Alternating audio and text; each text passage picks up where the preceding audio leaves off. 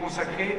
Le deuxième forum sino-français de la Grande Baie Kala s'est tenu récemment à Guangzhou, chef-lieu du Guangdong. Organisé conjointement par la CCI France-Chine et le Consulat général de la France à Guangzhou, cet événement a réuni plus de 400 invités chinois et français, parmi lesquels figuraient des officiels, des cadres et des entrepreneurs. La publication en 2019 du plan de développement global pour la région de la Grande Baie de Guangdong, Hong Kong, Macao a démontré, bien entendu, l'importance considérable, essentielle, accordée par le gouvernement central de la Chine au développement de cette région stratégique qui est considérée à juste titre dans le monde entier comme le poumon économique principal de la Chine. La place majeure de cette région dans l'économie chinoise se reflète également eu égard à la relation économique entre la Chine et la France. Le montant des exportations de la France vers la province du Guangdong représente 20% des exportations totales de la France vers la Chine.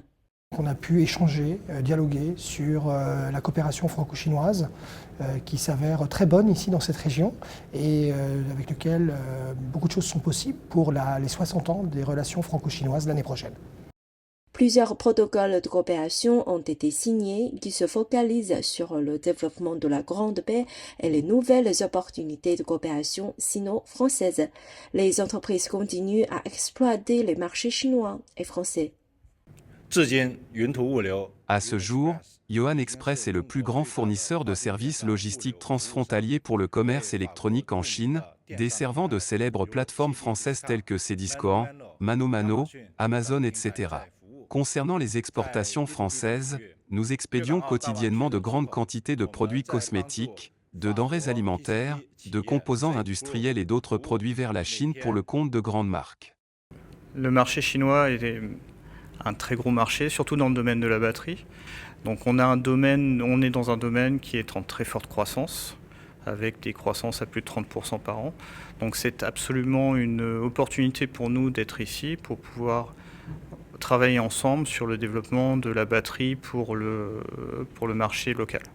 Le même jour plus tard, les trophées de l'excellence ESG ont été décernés aux entreprises opérant dans le sud de la Chine, en mettant en évidence celles qui sont à la pointe de la création du développement durable et de pratiques commerciales bénéfiques à la fois pour l'environnement et la société.